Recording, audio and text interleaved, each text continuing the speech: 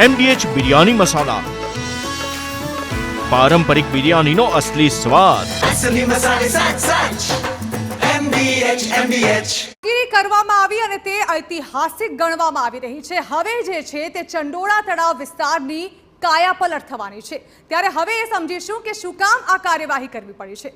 તો છેલ્લા એક દાયકામાં જે ઝડપે દબાણો થયા છે તેને અતિક્રમણથી ઓછું ન કહી શકાય। અહીં ખૂબ જ મોટી સંખ્યામાં મકાનો બનાવી લેવામાં આવ્યા અને હવે હું વોલ ગ્રાફિક્સના માધ્યમથી સમજાવવાની કોશિશ કરીશ કે આખરે શું પરિસ્થિતિ અહીં હતી।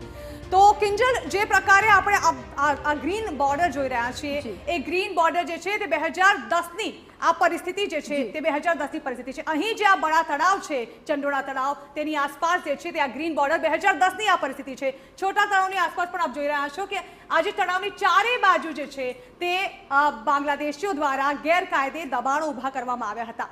2010ની આ વાત છે। ત્યારબાદ ધીમે ધીમે આ પરિસ્થિતિ જે છે તે ચેન્જ થતી ગઈ। जी बिल्कुल जर्ना जे આપણે વોલ आज आखी ग्राफिक्स द्वारा बतावવાનો प्रयत्न કરી રહ્યા છે। એની અંદર આપ જુઓ કે આ તમામ એક વોટર એરિયા, વોટર બોડી છે કે જે સૌથી વધારે હાઈકોર્ટમાં પણ રજૂઆત કરવામાં આવી હતી કે વોટર બોડી પર તો કોઈ પણ પ્રકારનું બાંધકામ ચાલી જ ન શકે, એ ગેરકાયદેસર જ હોય। પરંતુ આ જે દ્રશ્યો છે 2010ના દ્રશ્યો છે કે જ્યારે આ વોટર બોડી હતી અને ત્યાં જે એન્ક્રોચમેન્ટ છે તે કરાવવાનું શરૂ થયું। ધીમે ધીમે આ એન્ક્રોચમેન્ટ એ હદ સુધી વધ્યું કે જે નર્મદાની કેનાલ હતી, નર્મદાની કેનાલને પણ તોડી નાખવામાં આવી અને આ આખી જ વોટર બોડીમાં આપ જે આખો સરાઉન્ડિંગ એરિયા જોઈ રહ્યા છો એ તમામ સરાઉન્ડિંગ એરિયાની અંદર જે ગેરકાયદેસર બાંગ્લાદેશીઓ હતા તેની સાથે બીજી કોમ્યુનિટી હતી તે રહેવાની શરૂ થઈ। ફેઝ 1ની જે આપણે વાત કરી રહ્યા છે કે આખરે ફેઝ 1 કેમ મહત્વનું હતું, કેમ કે આ જે આખી પેરીફરી હતી આ વોટર બોડીની આસપાસ તો લોકો રહેતા જ હતા પરંતુ એની બહાર પણ લોકો રહેતા હતા। સૌથી વધારે જે મુશ્કેલી હતી કે આની અંદર એન્ટર થવું અને તેની સાથે આ વસ્તુને આખી જે કહી શકાય ડિમોલિશ કરવી।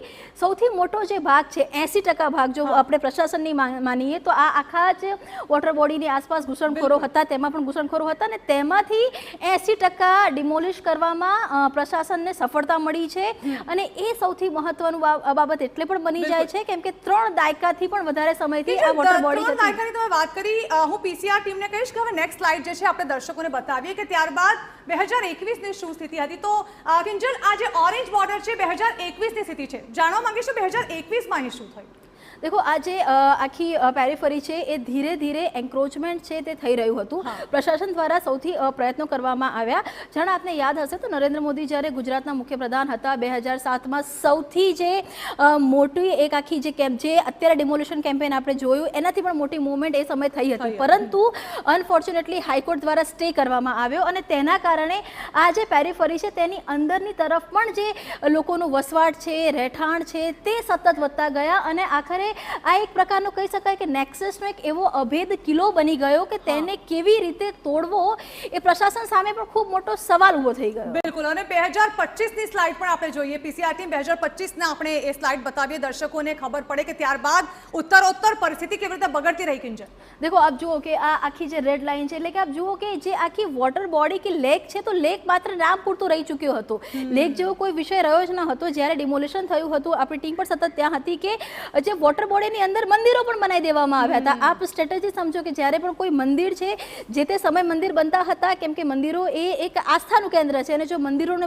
પરનું દબાણ દૂર કરવામાં આવે તો સ્વાભાવિક છે એક પ્રકારની નારાજગી, એક પ્રકારની હિંસા છે તે થઈ શકે છે અને અનેક જગ્યા એવી હતી કે જ્યાં મંદિરો બનાવવામાં આવ્યા, નાની નાની ડેલીઓ ઊભી કરવામાં આવી તો જેના કારણે જે હર્ડલ્સ હતા કે આખો જે કેચમેન્ટ એરિયા છે એ ધીરે ધીરે ઓછો થતો ગયો અને પ્રશાસનની માટે જે મુશ્કેલીઓ છે આપ જોઈ શકો છો કે આખો એ જે એરિયા છે કેટલું ધીમે ધીમે અને કેટલું જ મુશ્કેલ હતું। આપણે હંમેશા વાત કરતા હોઈએ છીએ કે મોડું થયું, પરંતુ મોડું થવાની પાછળના જે કારણો છે કેમ કે આની અંદર જે પ્રકારનું પ્લાનિંગ જોઈતો હોય છે, જે પ્રકારના આખા જે મુદ્દા જોઈતા હોય છે અને એનાલિસિસ કર્યા પછી આ આખો ફેઝ 1 છે તે પૂર્ણ થયો છે। જી બિલકુલ, એટલે આપણે જોઈ શકાય છે કિંજલ કે કેવી પરિસ્થિતિ 2010 થી લઈને 2025 સુધી અહીં જોવા મળી હતી।